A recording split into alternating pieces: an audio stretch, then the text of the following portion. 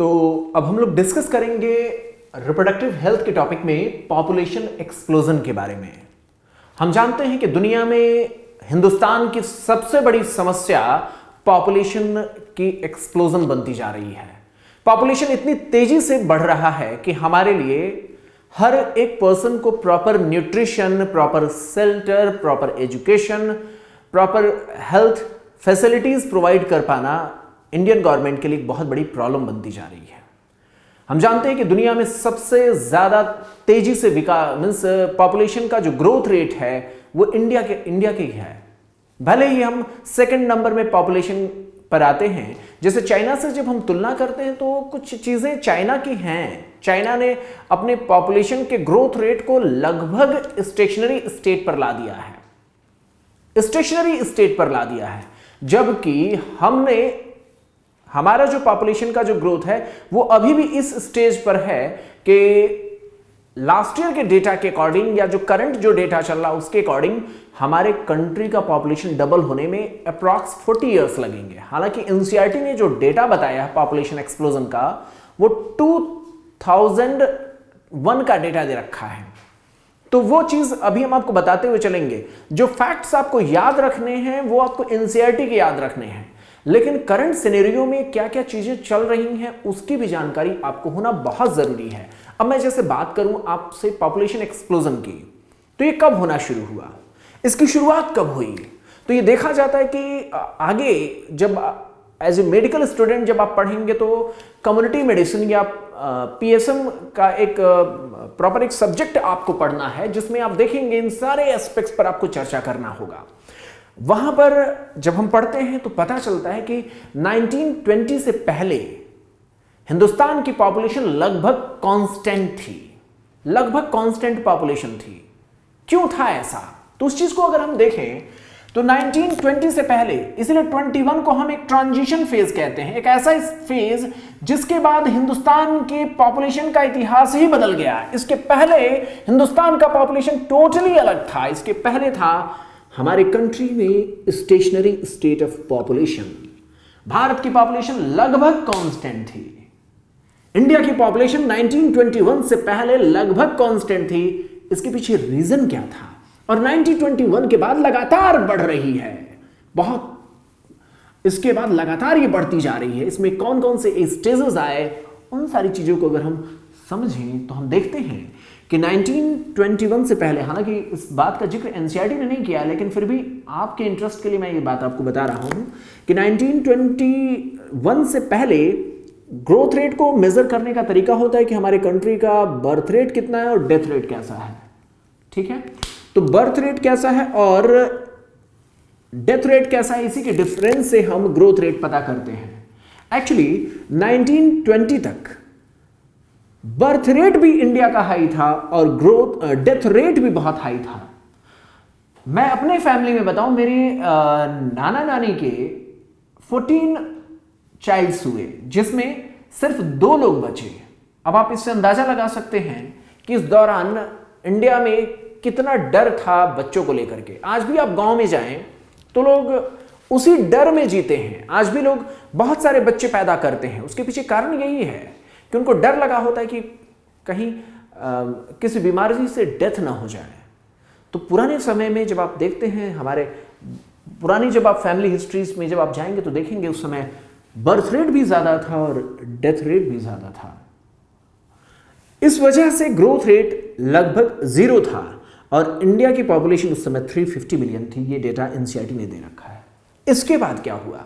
इसके बाद हुआ क्या, जैसे जैसे समय बदला, हमारी कंट्री ने हेल्थ के स्कीम को जब लागू करना शुरू किया, दुनिया में बेहतर मेडिसिन की संभावनाएं आनी शुरू हुई, तो सबसे ज्यादा जो असर पड़ा वो डेथ रेट पर पड़ा।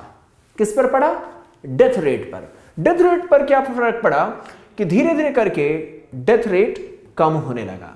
डेथ रेट क्या होने लगा? कम होने लगा। लेकिन 1920 के बाद भी डेथ रेट कम होने लगा, बढ़ रहा है, लेकिन उतनी तेजी से नहीं बढ़ रहा है। देखिए, डेथ रेट उतनी तेजी से नहीं बढ़ रहा है, बर्थ रेट लगभग उतना ही मेंटेन है। इसलिए पॉपुलेशन में अब एक पॉपुलेशन की ग्रोथ रेट मिलनी शुरू हो गई। पॉपुलेशन का एक्सप्लोजन होना शुरू हो गया, क्योंकि धीरे धीरे अब डेथ पर हमने कंट्रोल पाना शुरू कर दिया। इसलिए डेथ जिस रेट से हो रही थी पहले होती थी, उस रेट से अब नहीं हो रही है।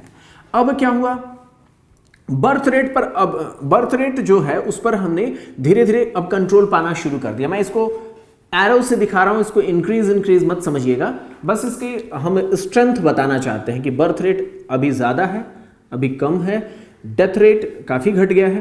तो इस तरीके से होना शुरू हुआ। ये चीज सिर्फ इंडिया के साथ ही नहीं थी, ये दुनिया के लगभग सभी देशों के साथ है। और इसीलिए कहा जाता है, आप आगे मेडिसिन में आप पढ़ेंगे, एक डेमोग्राफिक ट्रांजिशन एक फेज होता है जिससे लगभग दुनिया का हर एक देश गुजरा। जो आज इंडिया में प्रॉब्लम है पॉपुलेशन की, वो हमारी लोअर एजुकेशन पॉलिसीज और इंडिया में स्ट्रिक्टली फैमिली प्लानिंग को फॉलो न करने की वजह से है, वरना दुनिया के दूसरे देश भी इसी कंडीशन से आगे बढ़े थे। 1920 से पहले हेल्थ फैसिलिटीज इंडिया में कम थी। बाद में जब हेल्थ फैसिलिटीज बढ़ती गई तो डेथ कम होने लगा, लेकिन बर्थ पर कंट्रोल उतना नहीं रह गया इंडिया में। तो बर्थ अभी भी हो रहा है, मर लोग कम रहे हैं, तो इसलिए गैप बढ़ने लगा, जिसकी वजह से पॉपुलेशन में ग्रोथ हुआ। इसमें भी कई फेजेस हैं, टोटल 5 फेजेस होते हैं पॉपुलेशन के ग्रोथ के। और जब कोई कंट्री गुजरती है तो पहले फेज 1, फेज 2, फेज 3, या इसको स्टेज भी कहते हैं। तो स्टेज 1, स्टेज 2, स्टेज 3, स्टेज, मैं थोड़ा सा आपकी नॉलेज बढ़ाने के लिए बात बोल रहा हूं। इंडिया लगभग इस समय स्टेज 3 में है। इंडिया में अब क्या हुआ है, गवर्नमेंट की पॉलिसीज ऐसी आई हैं, लोग पढ़े लिखे हो गए हैं, लोगों को पता है पढ़ाना, बच्चों को पैदा करने के साथ साथ उनके प्रॉपर ग्रोथ के लिए, उनके प्रॉपर डेवलपमेंट के लिए पैसे लगते हैं। तो इसलिए पॉपुलेशन पर लोग मीन्स बच्चे कितने पैदा हो, लोग इस पर ध्यान देना शुरू किए हैं। तो इसलिए अब इंडिया में धीरे धीरे करके बर्थ रेट भी अब घटने लगा है, बर्थ रेट भी घटने लगा और डेथ रेट तो घटा ही। तो इस तरीके से क्या हुआ, पॉपुलेशन का जो ग्रोथ रेट है वो अब इंडिया में कम हुआ है। और इस तरीके से हम देख रहे हैं, यहां पर देखिए बर्थ रेट धीरे धीरे कम हो रहा है, धीरे धीरे डेथ रेट और घटा है, बर्थ रेट और कम हुआ है। अल्टीमेटली कोई भी कंट्री एक ऐसे स्टेज में आती है जो हर कंट्री अचीव करना चाहती है, जिसको अब डेवलप्ड कंट्रीज तो पूरी तरीके से अचीव कर लिए हैं, जिसमें होना चाहिए कि बर्थ रेट और डेथ रेट दोनों बराबर हो जाएं। इंडिया भी 3rd स्टेज तक आ चुका है, जिसमें डेथ रेट उतनी तेजी से नहीं बढ़ रहा है, मीन्स डेथ अब कम हो रहे हैं, क्योंकि हमने मैटरनल मोर्टेलिटी, न्यूनेटल मोर्टेलिटी को अब कम कर लिया है। इसके अलावा हेल्थ की फैसिलिटीज से जो नॉर्मल जो नेचुरल डेथ है उसको भी हम लोगों ने डिले किया है। हम पहले इंडिया में क्या था, प्रोस्टेट कैंसर को बिल्कुल असंभव माना जाता था। क्यों? क्योंकि प्रोस्टेट कैंसर, आप अपने घरों में इर्द गिर्द आस पड़ोस में ये नाम सुना होगा आपने, प्रोस्टेट कैंसर एक बुढ़ापे की बीमारी है। इंडिया में इसको नहीं माना जाता था कि इंडिया में ये हो सकता है। क्यों? क्योंकि इंडिया में 60 साल तक इंसान बचता ही नहीं था, डेथ हो जाती थी पहले। अब क्या है, एवरेज लोग 70, 75 मीन्स 70, 75, 80, 85 ईयर्स तक लोग जी रहे हैं। तो इसलिए प्रोस्टेट कैंसर अब इंडिया में कॉमन है। तो लाइफ की कंडीशंस को बेहतर होने की वजह से देश में ऐसे स्टेजेस आई हैं। इंडिया स्टेज 3 तक गया हुआ है। हमारे गवर्नमेंट की पॉलिसी है कि अब हम उस स्टेज तक पहुंच जाए जहां पर बर्थ रेट और डेथ रेट के दोनों ही बराबर हो जाएं, तो स्टेशनरी स्टेज आ जाए। हालांकि इसमें धीरे धीरे अचीवमेंट हो रहा है अचीवमेंट। और 2001 की जो सेंसस के मुताबिक इंडिया का पॉपुलेशन ग्रोथ रेट 1.7 है। तो इस तरीके से इसको अगर हम 1.7% या इसको 17 पर 1000 पॉपुलेशन मीन्स पर ईयर इसको हम कहते हैं। हालांकि ये मिड ईयर पॉपुलेशन के अकॉर्डिंग ये सारी चीज़ें चेक की जाती हैं, उसकी डिटेल में नहीं जाना, बस आप ये डेटा रख लीजिए, सीधी सी बात, वरना आप कंफ्यूज हो जाएंगे। और इस पॉपुलेशन ग्रोथ रेट के अकॉर्डिंग अब लग रहा है, मीन्स 2001 का जो था उसमें ये था कि 33 ईयर्स लगेंगे पॉपुलेशन को डबल होने में, अगर इस रेट से पॉपुलेशन ग्रोथ करने लगा।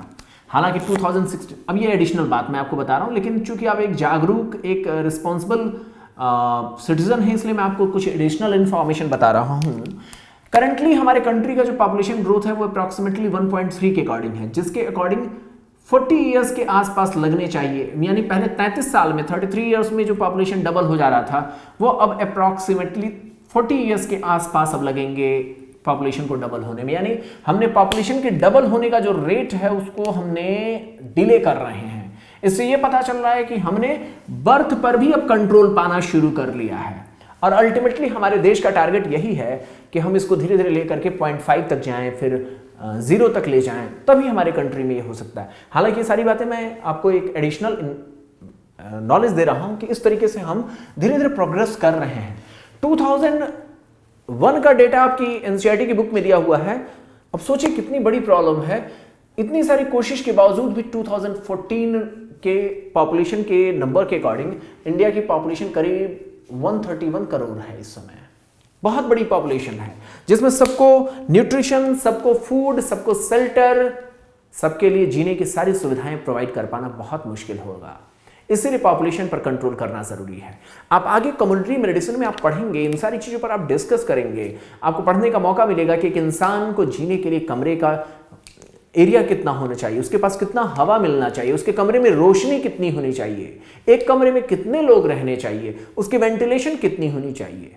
हर चीज एक साइंटिफिक है। जीने के लिए प्रॉपर एक लाइफ का एक जो राइट है, लाइफ जीने का जो अधिकार है, वो ये कहता है कि जब तक हमें प्रॉपर स्वच्छ हवा नहीं मिलेगी, स्वच्छ जीने के तरीके नहीं मिलेंगे, तब तक हम प्रॉपर ग्रोथ नहीं कर सकते हैं। तो उसके लिए ज़रूरी है कि पॉपुलेशन को कंट्रोल किया जाए। अब बात करते हैं हम पॉपुलेशन को कैसे कंट्रोल किया जाए।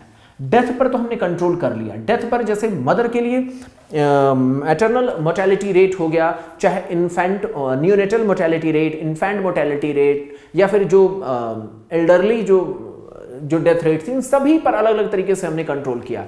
मैटरनल मोर्टेलिटी रेट और न्यूनेटल मोर्टेलिटी रेट को रोकने के लिए हमने मीन्स इस तरीके से जो होने वाली अनवांटेड डेथ थी, मीन्स ऐसी डेथ जो नहीं होनी चाहिए, इसके लिए इंस्टीट्यूशनल डिलीवरीज, लोग हॉस्पिटल में आकर के बच्चे को जन्म दें।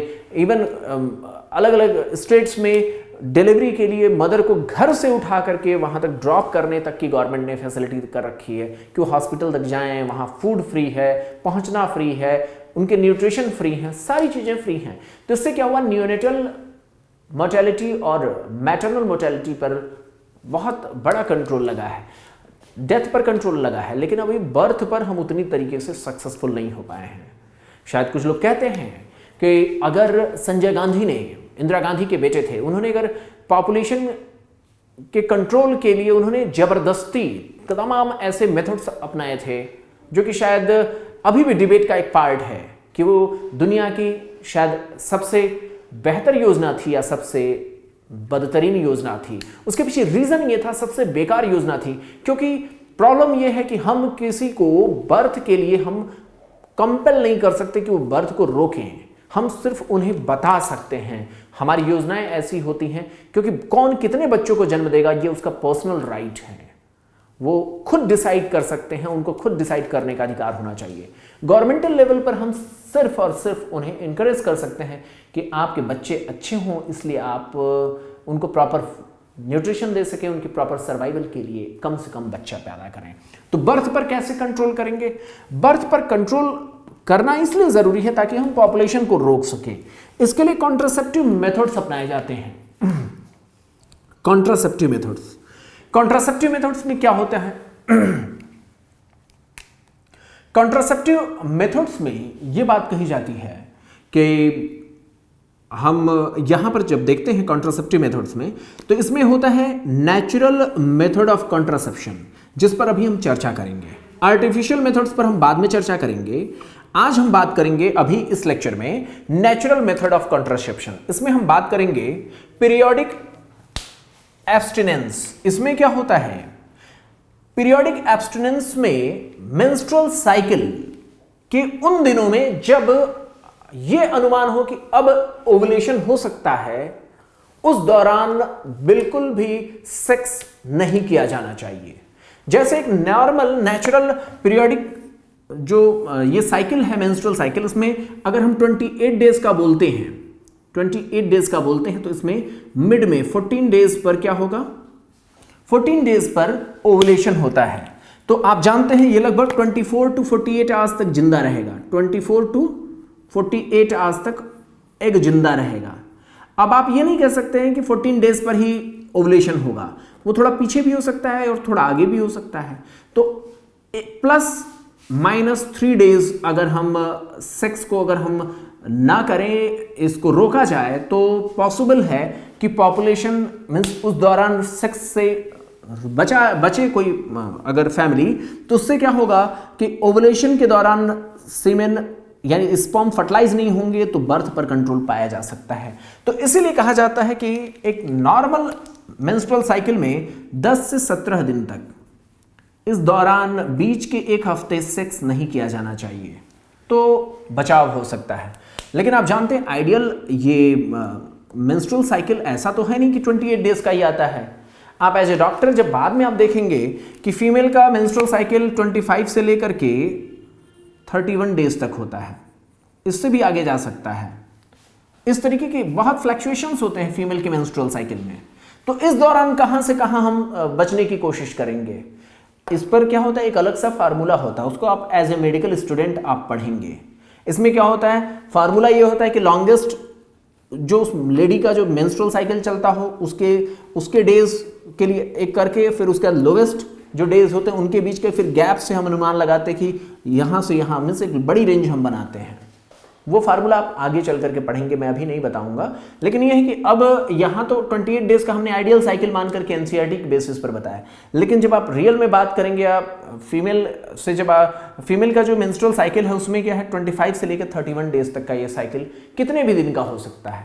तो ऐसे सिचुएशन में कौन सी रेंज बनाई जाए, तो इसके लिए अलग फार्मूले हैं जिसको मैं मैं आपको बताऊंगा, क्योंकि मुझे लगता है कि ये चीजें आपकी नॉलेज में होना चाहिए। अभी हम सिर्फ इसका एक इंट्रोडक्शन आपको दे रहे हैं, बस आप इस आधार पर आप समझ सकेंगे कि इसमें क्या क्या चीजें होती हैं। दूसरा होता है कोइटस इंटरप्शन। सेक्स के समय जब मेल अपने एक्सट्रीम पर पहुंचते हैं तो सीमेन इजैकुलेट होता है। अब ऐसा होना चाहिए कि सीमेन वेजाइना में ना डिस्चार्ज होकर के बाहर डिस्चार्ज हो, तो एक्सट्रीम पर पहुंच करके इजैकुलेशन से जस्ट पहले सीमेन को बाहर डिस्चार्ज किया जाना चाहिए। लेकिन आप जानते हैं ये चीज हाईली फेल्योर इसका होने का चांसेस होता है। मोर देन 30% इसमें फेल्योर रेट है। इसको आप विश्वास नहीं कर सकते कब इजैकुलेट हो जाए, या फिर पूरे सेक्स के दौरान कभी भी थोड़े बहुत सीमेन से भी फर्टिलाइजेशन हो सकता है। इसलिए कोइटस इंटरप्शन को बेहतर मेथड नहीं माना जाता है, यहां तक कि नेचुरल मेथड को ही बहुत बेहतर मेथड नहीं माना जाता है। इसीलिए हम आगे आर्टिफिशियल मीन्स ऑफ कॉन्ट्रासेप्शन पर हम बात करेंगे। लेकिन नेचुरल मेथड में 2-3 मेथड्स की बात आती है, जैसे पीरियोडिक एब्स्टिनेंस पे अभी हमने बात किया कि कुछ दिनों के लिए सेक्स रोक देना चाहिए, या सेक्स कर रहे हैं तो सीमेन को इजैकुलेट करने से पहले रिलीज होने से पहले, इजैकुलेट होने से पहले बाहर निकाल करके बाहर इजैकुलेट करें। या फिर ये हो सकता है लैक्टेशनल एमिनोरिया, यानी जब तक मदर बच्चे को फीड कराती है, स्ट्रांगली फीड कराती है, near about 4 to 6 months after delivery periods नहीं आते, ओवुलेशन नहीं होता। तो लैक्टेशनल एमिनोरिया में ये गुंजाइश होती है कि ओवुलेशन नहीं होता है, इसलिए वो दौर सेक्स के लिए सेफ होता है।